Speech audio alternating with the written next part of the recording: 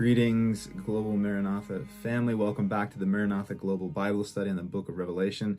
Today we're jumping back into Revelation 10 and chapter 11. Today we're going to be looking at the two witnesses and the battle for Jerusalem. Last week we looked at the seventh trumpet, which we're going to continue looking at over the next few weeks, which is why we're going to look at this session today and interject looking at this subject of the two witnesses and the battle for Jerusalem. Because with this context and this theological scaffolding in place, a lot of the confusion over the timing of events concerning the judgment events, namely the seven seals, the seven trumpets, and the seven bowls, a lot of the confusion gets cleared up. As we've mentioned before in numerous sessions, we don't want to be dogmatic about things that the scripture is not dogmatic about. We want to shout what the scripture shouts, whisper what it whispers, and be silent on what it's silent on.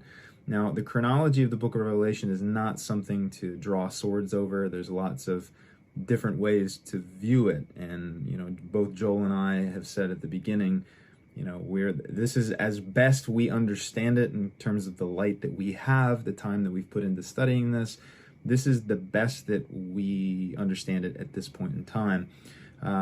With that said, we're not stating that this is the definitive, for sure statement on it. And secondly, we're not saying you're an idiot if you disagree with us, because I think we need room to process and to wrestle through these things and give each other grace in the process of it. Having said that, I do think it is important to let the scripture speak simply as it's communicated.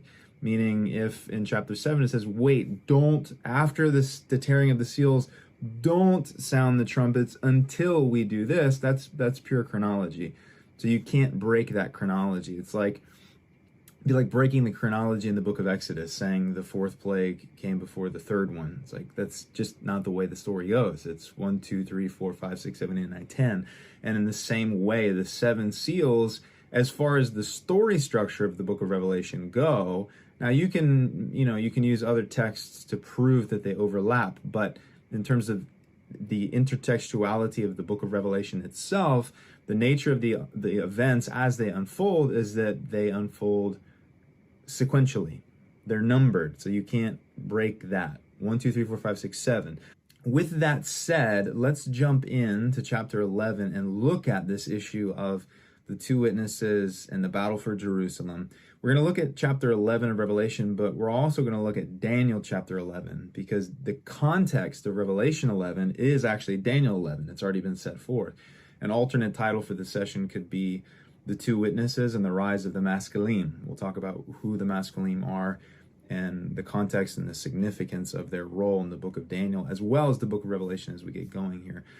So, with that said, Revelation chapter 11. Last week we looked at chapter 10, verse 7. We looked at chapter 11, verses 11 through 15. We looked at the seventh trumpet. This week we're going to be looking at the two witnesses in the battle for Jerusalem. So let's just jump into it and let's just go statement by statement here. Joel already touched on some of the dimensions in chapter 11 on a previous session, dealing with the rebuilt temple, prophecies concerning the rebuilding, the future reconstruction of the temple and the sacrificial system in Jerusalem. Joel touched on that already. I'm not going to, touch too much on the temple issue. I just encourage you to go watch Joel's message, but suffice it to say this, there will be a rebuilt temple. There's no way around it. The whole argument that we are the temple now in John 3 and 1 Corinthians, Jesus and Paul seem to say that the temple, we are now the temple of God. These arguments don't do anything to change the fact that all of the eschatological passages that speak about the temple and the holy place in the last days mean what they say. Paul said that our bodies are the temple, but Paul also prophesied that there's going to be a rebuilt temple in Jerusalem in the book of 2 Thessalonians. Jesus said the same thing in Matthew 24. He would say that, his body is a temple. It's going to be torn down. It's going to be raised back up again. But then he would also say in Matthew 24 that in the holy place, the abomination of desolation would be set up before his return, which is in the rebuilt temple prophesied by Daniel. And Daniel describes the temple, and the temple is at the center of the battle for Jerusalem in the last days. So suffice it to say this without getting into all the pro and con arguments here. I very much believe that there's going to be a rebuilt temple in Jerusalem. It's going to be one of the premier signs of the times, and we're not too far away from this being a reality. So verse 1. Then I was given a measuring rod like a staff, and I was told, rise and measure the temple of God, and the altar and those who worship there. So measure the temple. So he's taking measurements of the temple and the altar and those who worship there. The temple, the altar, and those who worship there. But do not measure the court outside the temple. Don't measure the court. Leave that out, for it's given over to the nations, and they will trample the holy city for 42 months. That's 3.5 years. 42 months. The next verse. I will grant authority to my 2 witnesses, and they will prophesy for 1,260 days clothed in sackcloth. 1,260 days is the equivalent, equal to 42 months. It's 3.5 years. It's the second half of Daniel's final 70th week. Daniel's 70th week is a week of years. It's 7 years. The second half of that week of years is 3.5 years. So Daniel calls this final time the second half of a week of years, which is a normal Hebrew idiom. It's a normal way of explaining weeks of years. There's a whole vernacular for weeks of years and weeks of days within Hebraic thought and theology. It sounds kind of maybe unusual the first time you hear a week of years for a Western audience, but it's very normal in basic Jewish theology. So half of the week is 3.5 years. 3.5 years is also 42 months, which is also 1,260 days. Now, I appreciate that the Lord has given us the terminology in 3 different ways. Half of a week of years, which is 3.5 years, 42 months, 1,260 days, meaning don't spiritualize it, allegorize it, symbolize it away. It actually means 1,260 days. And before we go on, I just want to say this as well. The easiest way to read and understand the book of Revelation is to just read it and don't interpret it. Don't try to figure out what it means. Just let it say what it means. I'll give you an example. My 2 witnesses will prophesy for 1,260 days. Now, there's a temptation to say, I wonder if 1,260 days could be a symbol for 1,260 years or months, or maybe it's a symbol for maybe the 1 represents this, or the 2 represents this, and maybe this, and there's a parallel in history with this of 1,260 days when some obscure event happened in human history, and that's what. No, this is what it means when it says 2 witnesses will prophesy for 1,260 days. 2 witnesses will prophesy for 1,260 days. Meaning, if you have to interpret the book of Revelation, you're doing it wrong. You don't have to interpret it. Just let it say what it says, and don't try to fit it into something. Okay? So the temple means the temple. The court means the court. When it says the temple, the court's going to be trampled by the Gentiles, it's going to be trampled by the Gentiles. Jesus taught this in in Luke 21 and in Matthew 24, the same concept, that there's going to be the trampling of the holy city. I will grant authority, which is interesting. He says I grant authority because later in chapter 13, we're going to see that the Lord grants authority to the beast and the Antichrist. So the Lord is granting authority to, the beast who is the Antichrist. He's granting authority to different figures and players in this whole end time scenario because he's the one who is orchestrating these things. This is not happening outside of his control. He's giving authority. He's giving the ability for the witnesses to prophesy. He's giving the ability for the Antichrist to rise and do what he does. So the giving of authority, granting of authority is an important point.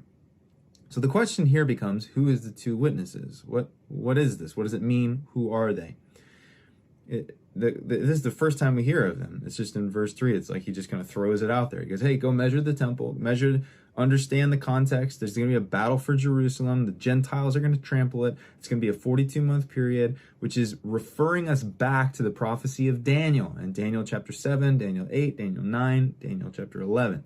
So that second half of Daniel's final week, he's pointing us to there, saying that's this is that is this. It's the same thing. The abomination of desolation, the battle for the city, at the heart of it is the temple, and at the heart of it is a 1260-day or 3.5 year time frame. Now the question then becomes, who are these two witnesses that he grants authority to? Look at verse 4. These are the two olive trees and the two lampstands that stand before the Lord of the earth. Now at this point you go, wait, witnesses, there's the two witnesses, does that mean are they two people? It says here that they're lampstands. Ooh, but Revelation says lampstands, churches are lampstands. But then, it also says olive trees. Ooh, but that reminds me of Ezekiel, in Zechariah, where we have two figures being spoken of as olive trees and lampstands. There's lots of symbolism and imagery here that you can get. You can go down a deep rabbit hole of wondering what the implications of all of this are. We'll talk about the symbolism in a minute, but let's read the rest and let context help us take out from it the simple meaning and not try to put something into it that's not in it. If anyone would harm, if anyone would harm the earth, fire pours from their mouth and consumes their foes. If anyone would harm them, this is how he's doomed to be killed. They, the two witnesses, have the power to shut the sky that no rain may fall during the days of their prophesying. And they have power over the waters to turn them into blood and to strike the earth with every kind of plague as often as they desire. And when they finish their testimony, the beast that rises from the bottomless pit will make war on them and conquer them and kill them. And their dead bodies will lie in the street of the great city that symbolically is called Sodom and Egypt, where their Lord was crucified. That's a very key line, where their Lord was crucified. For 3.5 days, some from the peoples and tribes and nations will gaze at their dead bodies and refuse to let them be placed in a tomb or to be buried. And those who dwell on the earth will rejoice over them and make merry and exchange presents, because these two prophets, this is the interpretive key here. Again, we don't have to interpret it, we read it. These two prophets had been a torment to those who dwell on the earth. But after the 3.5 days, a breath of life from God entered them, and they stood on their feet. And great fear fell on those who saw them, and they heard a loud voice from heaven saying, "Come up here." And they went up to heaven in a cloud, and their enemies watched them. And at that hour there was a great earthquake, and 1/10 of the city fell. 7,000 people were killed in the earthquake, and the rest were terrified and gave glory to the God of heaven. The second woe has passed. Behold, the third woe is soon to come. Okay, there's a lot in there. Let's distill it and summarize the key statements here. There's a battle for Jerusalem, and the context of the battle of Jerusalem is an existing rebuilt temple that's being trampled by the Gentiles. This is the second woe in a series of 3 woes, and there's one woe left, which is the 7th trumpet. And the final woe is the sounding of the 7th trumpet, which releases the 7 bowls of wrath. That's the context, right? And in the context of this battle for Jerusalem and the abomination of desolation and the trampling of the holy city underfoot and the great earthquake and the second woe moving towards the third woe, at the heart of this are 2 prophets who prophesy for 1260 days in the midst of the battle for Jerusalem. Now, here's a dynamic, and the book of Revelation I really appreciate this about the book, because it forces us to go, it's not super black and white. It's not super, it's not binary. For example, Revelation chapter 12:11, okay?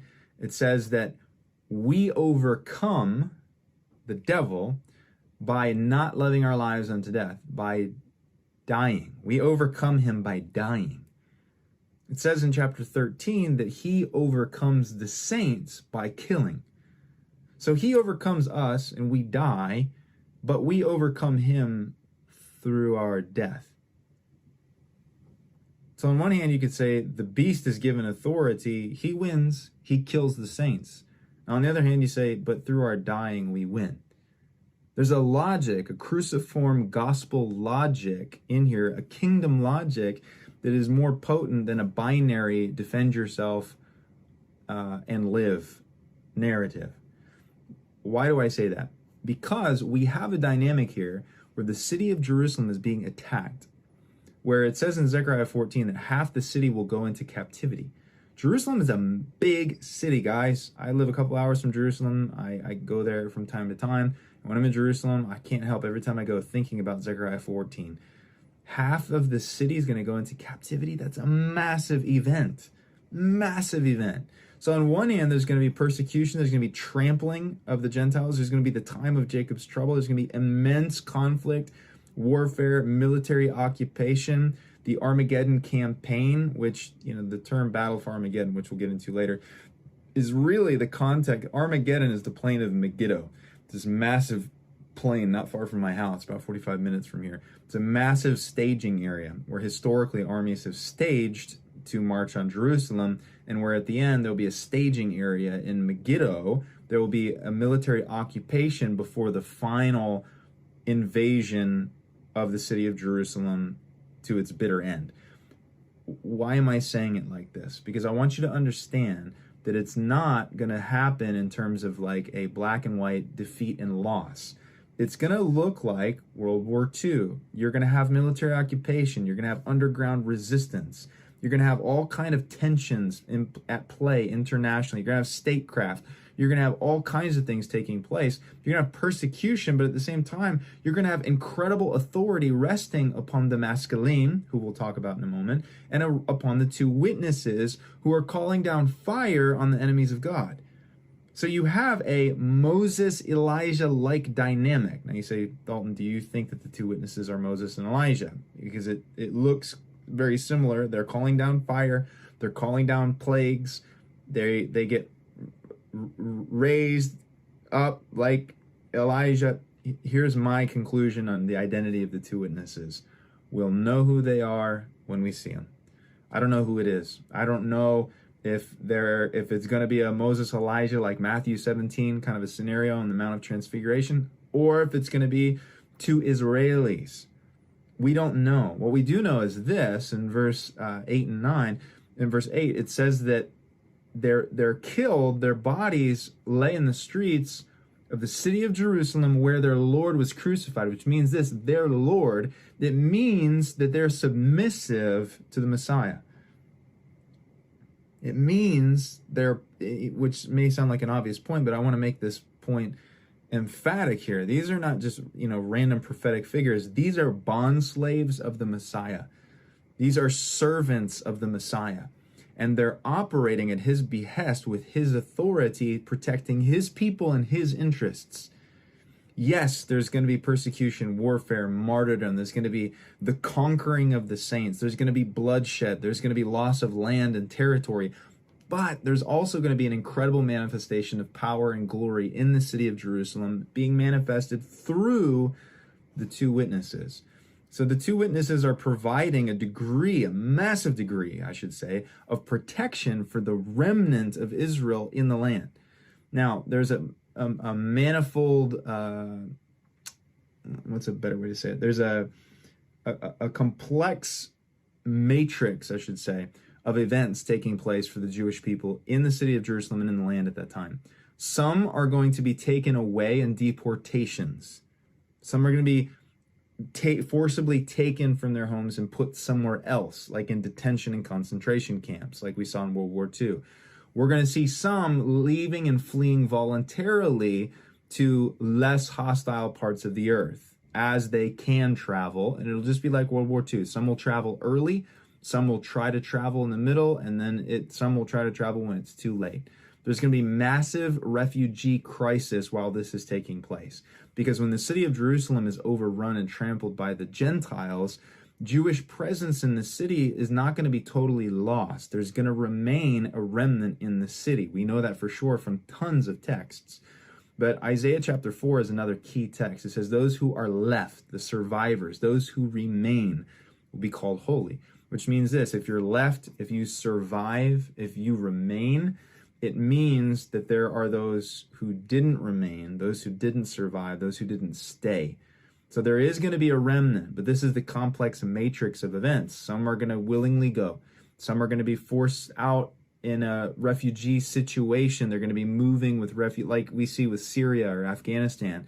We're going to see Jewish refugees in flight from the Antichrist's coalition, military coalition, as the Armageddon campaign moves forward.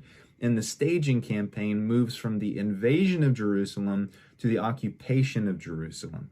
Now, Jerusalem will be occupied. It says in Daniel chapter 11 that the Antichrist will establish his military outpost somewhere between Tel Aviv and Jerusalem. It says somewhere between the sea and the beautiful mountain, the holy city. So somewhere on that highway between Tel Aviv and Jerusalem, which today is where the Ben Gurion International Airport is, somewhere around there is military headquarters is going to be established. They'll cut the road. There's going to be military dominance, but there is going to remain a remnant in the city.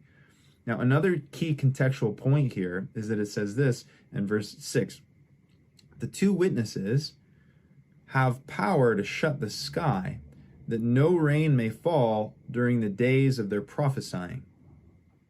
And they have power over the waters to turn them into blood and to strike the earth with every kind of plague as often as they desire. Which means this, guys, think about this. No rain for 3.5 years. Think about what this will do globally in terms of fire, in terms of food shortage, in terms of starvation, in terms of environmental issues, in terms of just basic cleanliness of cities, in terms of sewage. Think about the idea of no rain, drought, for 3.5 years. Now, different countries around the world have been dealing with drought in different ways, and we see it from time to time. This place really needs rain. You know, Australia really needs rain. California really needs rain. There's different places around the world that really need rain, and there's a drought. Imagine a global drought for 3.5 years. But on top of that, imagine a global drought for 3.5 years that at its center, at its cause, is two prophets of their Lord who is crucified in Jerusalem. The backlash and persecution that's going to come because of the two witnesses globally is going to be incredible, which is why it says this, is that after the beast conquers them in verse 7 and kills them in verse 8, when their dead bodies will lie in the streets of Jerusalem, peoples, tribes, languages, and nations will gaze at their dead bodies and refuse to let them be placed in a tomb, and they will rejoice over them and make merry and exchange presents, for the two prophets had tormented those who dwell on the earth. The prophets, these two prophets at the end, will be the most hated people on the planet. It's like a Moses and Aaron-like scenario, but it's not just affecting Pharaoh, it's going to be affecting nations, tribes, tongues. And it says all the nations are going to look at their dead bodies, which doesn't quite make sense until modern times. Now the ability for all the nations to look on C-SPAN or BBC and watch as their dead bodies are left on the streets and no one touches them. I want to make a point about this. Joel and I have gone back and forth about this quite a bit over the years. The interesting dynamic that the language in chapter 11 of exchanging gifts and not burying their bodies is a very jihadist thing to do. Meaning, you know, when they're jihad, within the theology of jihad, within hardcore, you know, radical Islam, when there is a jihadist attack, you'll see that it's very normal. You'll see the exchanging of gifts, the giving away of candy and partying in the streets. You know, when someone is killed, or whether there's a terrorist attack or 9/11 or you name it, there will be jihadists celebrating and giving gifts to one another and Allahu Akbar. It's a beautiful thing. That's great. When these two guys are killed, there's going to be a jihadist-like celebration, and their bodies are going to be left. This is also a very normal thing. For example, There's now reform in Saudi Arabia that's beginning, which is very, very good. But in places like Saudi Arabia or Iran, when there's public executions, after they publicly execute the individuals, they leave their bodies on the streets before they take them down to make a public spectacle of them. They leave their bodies. I want to suggest and submit the idea that what we're seeing here in Revelation 11 is a very Islamic jihadist event. The slaying of the two witnesses, these two prophets, by the Antichrist is going to bring about global celebration, and people are going to be very, very excited and happy about it. They're going to be very grateful for it. They're going to be giving gifts to one another. Now, what's interesting is for 3.5, look at the timing here. They have power that during the days of their prophesying, they'll have power over the waters to turn them into blood and release the plagues. What's the time frame during the days of their prophecy? In verse 6, the days of their prophecy. How many days? It says in verse 3, 1,260 days, okay? Now, it says, skip over to, where is it? Verse 11. After the 3.5 days, a breath of life from God entered them, and they stood up on their feet, and a great fear fell on those who saw them. It's resurrection. We see that they're resurrected right before the final woe, which is the seventh trumpet. The two witnesses are resurrected in the city of Jerusalem, where their Lord was resurrected, in conjunction with the resurrection of the righteous dead, which takes place at the end of the time of Jacob's trouble, in the end of the time of the Mascaline. Let's go to Daniel chapter 11 real quick, and we'll briefly unpack what this means. And I want you to see the intertextuality of these events, meaning the book of Revelation is not introducing anything new. It's telling us what's already been established in texts that have already been given to us a long time ago, but it's giving us greater clarity and precision in terms of understanding. The optics of it are a lot clearer now. Look at verse 31. Daniel 11:31. Forces, military forces from the little horn, the beast, the Antichrist, shall appear and profane the temple. They shall take away the regular burnt offering. They set up the abomination that makes desolate. They desolate the holy place. They trample the temple. It's the same language. The trampling of the city for 1,260 days, for 42 months. He shall seduce, the Antichrist, will seduce with flattery those who violate the covenant. But the people who know their God shall stand firm and take action. This is describing the two witnesses and the company that will run with the two witnesses, both in Jerusalem and globally, but specifically the context in Daniel chapter 11 and specifically the context of Revelation 11 is a body of people in Jerusalem who are running with, in some kind of relationship and connection with, be it underground or above ground, we're not sure the dynamics, but they're going to be engaged together in standing firm and taking action and knowing their God. Knowing their God. There is going to be a remnant in the city of Jerusalem during the final time of Jacob's trouble who are going to know their God, they're going to stand firm, and they're going to take action. It doesn't mean that they're going to, store up weapons and snipe, Antichrist soldiers on the streets of Jerusalem. There's going to be an entirely different form of resistance that the earth has never seen before. Namely, it's going to look like Moses and Aaron releasing plagues on the Antichrist's empire and kingdom in conjunction with the tearing of the seals, the sounding of the trumpets, and the eventual and ultimate pouring out of the 7 bowls of wrath. Look at verse 33. This is where the term masculine comes from. And the wise among the people shall make many understand, though for some days they shall stumble by sword and flame, by captivity and plunder. When they stumble, they shall receive a little help. Many shall join themselves to them with flattery, and some of the wise, the masculine, shall stumble, so that they may be refined, purified, and made white until the time of the end, for it still awaits the appointed time.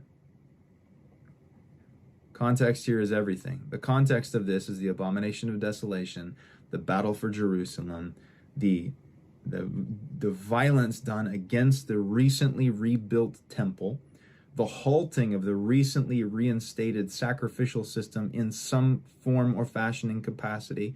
May not look like the full-blown sacrificial system of days of old, but there will be some kind of regular offerings being offered in the temple in Jerusalem that will be brought to a halt before the abomination of desolation takes place. Now, the term maskalim is a very important phrase. The phrase has been very dear to us for a long time now. It means those who understand, those who have revelation, those who see and who can help others understand. The maskalim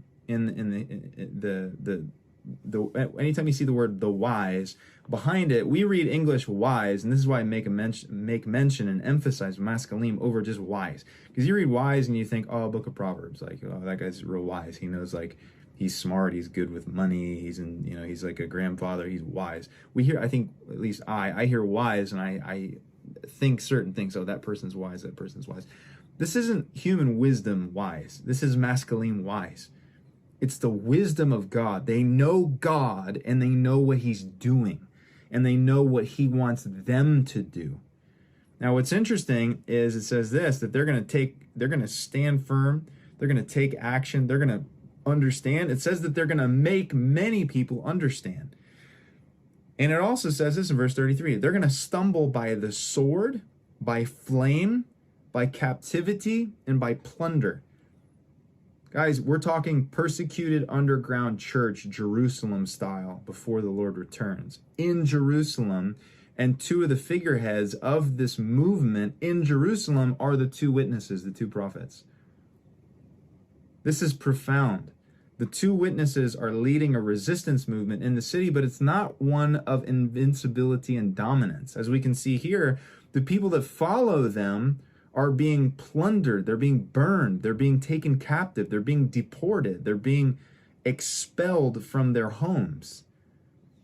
He goes on to say this in verse 35, some of the wise are going to stumble. The maskalim are going to stumble. Not fall, but they're going to stumble. Why? So that they can be refined, they can be purified, they can be made white until the time of the end, for it still awaits the appointed time.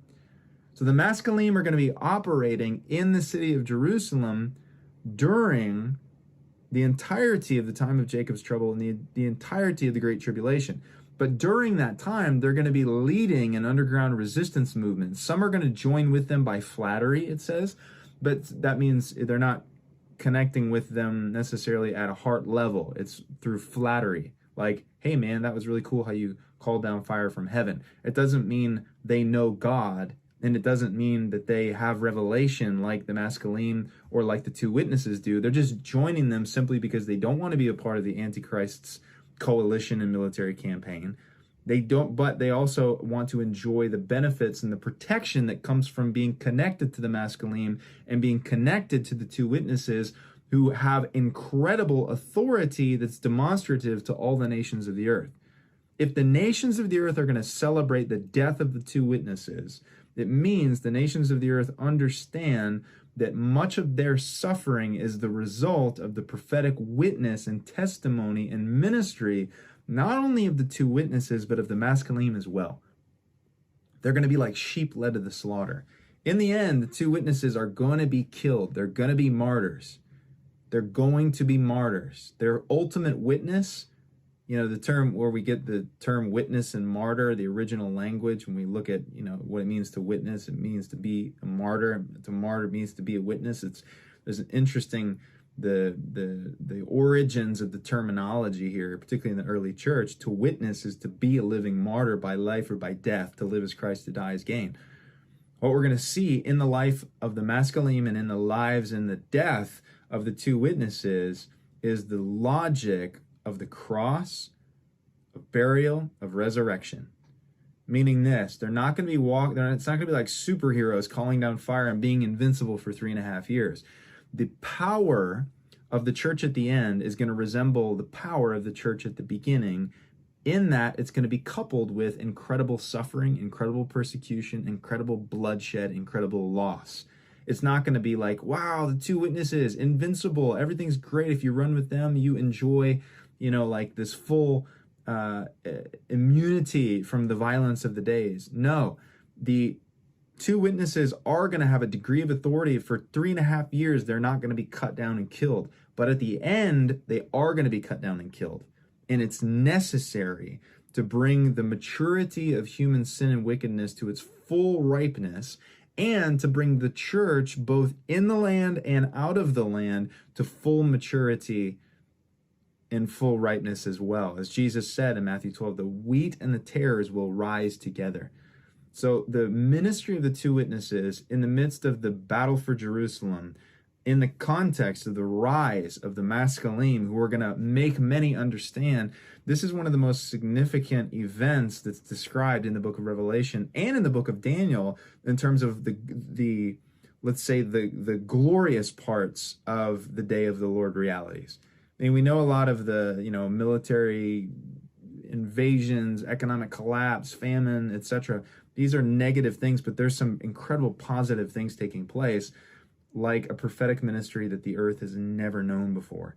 It's going to take the authority that Moses and Aaron walked in, and it's going to multiply it exponentially. It's going to play out on a global scale, and all the nations of the earth are going to be privy to it. They're going to be witness to it. They're going to see it. They're going to hear it. They're going to wrestle with it, and they're going to be held accountable for how they respond to what's taking place in Jerusalem. Another reason why Jerusalem will become such a litmus test at the end of the age is because of the two witnesses and their testimony and their prophecy, and the Maskilim. Because once the message and the witness has been born in front of you, you are now accountable to what you do with that. Jerusalem will be accountable, the Antichrist will be accountable, the nations of the earth that watch it, the tribes and tongues and peoples and nations of the earth are going to be tested by the ministry of the two witnesses and by the ministry of the Maskilim. And there's going to be a global Maskilim element. And I believe that the Lord that's why you're watching this or listening to this, is the Lord is calling you to be one who understands, who knows your God, who stands firm, who takes action, and who submits to the narrative and the story and the intentions of God and his plans and purposes in this moment of human history. It's a very dramatic moment in human history. It's the most dramatic. And I believe that you, or possibly your children, possibly your grandchildren, are going to actually witness these events. And they're going to be part of this incredible unfolding scenario. So I'm not going to get into too much of the details of options of who the two witnesses are. We don't know. We don't know. Maybe Moses and Elijah, maybe not. Maybe two strangers that, it's going to be, I have no idea. It doesn't say so. It just says two witnesses. But I do want to say this in closing. I don't think it's wise. I don't think it's intelligent. I don't think it's appropriate to take a part of the Bible, particularly Revelation chapter 11, that's a very narrative and very straight to the point, and make it symbolic as if it was about something else. Some people have wanted to make the two witnesses, I've heard all kinds of theories from the two witnesses are the Old Testament and the New Testament. You go, well, how does the bodies of the Old Testament, New Testament lie on the streets of Jerusalem for 3.5, and people, it falls apart. You could say, well, okay, lampstands, that speaks about the church. And so this is the church. Okay, again, the church is closing the heavens. The church is going to be, the church is two bodies. The church isn't two bodies of two prophets. It doesn't, the text says that the two witnesses are two prophets. It's two prophets. So you can't just allegorize olive tree and lampstand, because it speaks of them as prophets in verse 10. They exchanged presents because these two prophets had been a torment to those who dwell on the earth. They're prophets, so you have to spiritualize, allegorize, metaphorize prophets. I would just encourage you, based on all the theories out there, some are really kooky and weird, some of them are more normal, but I think the most basic assumption here that we can go off of based on the grammar and the substance and the content of this is that earthquake means earthquake, prophet means prophet, Crucified means crucified, fire means fire.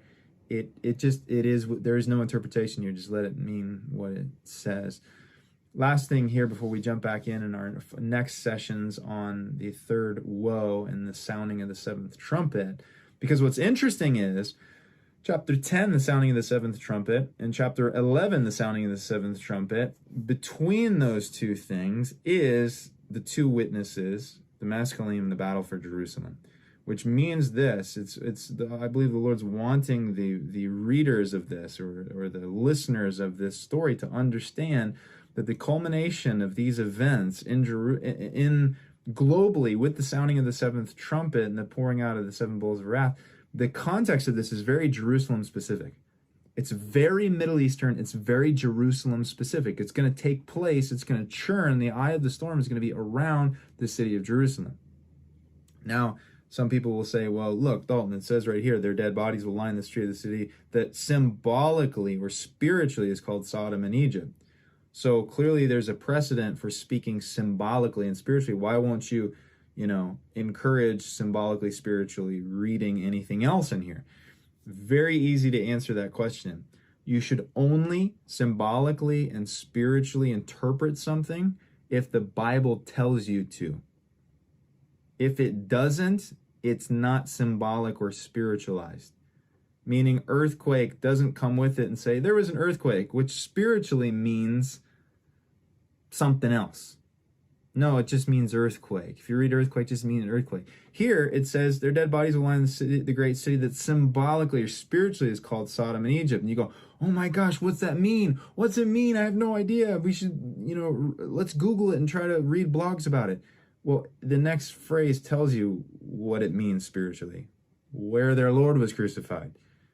Where was Jesus crucified? In Jerusalem. So the scripture interprets itself in the places where interpretation is necessary. But if interpretation is not necessary, don't interpret anything, just read it. Two prophets, two bodies, tombs, nations, streets, exchanging gifts, 7,000 people dying in an earthquake. Guys, think about that. That's a big earthquake. 7,000 people. Now, one of the other arguments, too, is that, look, all these judgment events end with a massive earthquake. So it must be the same earthquake. I would encourage you to read a bit deeper on that, of the different earthquakes that are mentioned in apocalyptic literature. This one mentions during this time when the second woe is past, there's still another one. Look at this. At the 10th hour, there was a great earthquake. A tenth of the city fell. 7,000 people were killed in the earthquake, and the rest were terrified and gave glory to God. The second woe is past. The third is yet to come. Meaning you can't have a great earthquake at a second woe, and then after the third woe, another great earthquake, and have it be the same earthquake. Just basic grammar and chronology will not let that be. If this great earthquake in chapter 13 or verse 13 is before the third woe, and the third woe involves another earthquake, we have to assume that there's a series of earthquakes. There's going to be a series of things that's going to escalate and lead to something, because this earthquake of 7,000, while that's a massive number, is nothing compared to what the damage that will be done through the pouring out of the seven bowls of wrath. That is exponentially much more dramatic than this, which is why we must distinguish the difference between the first, the second, and the third woe. They're escalating events, which means we need to understand the trumpets and understand the bowls in terms of their substance, their chronology, their interconnectivity, how they relate to one another, and why the Lord is doing it in the first place. Good. Let's leave it there.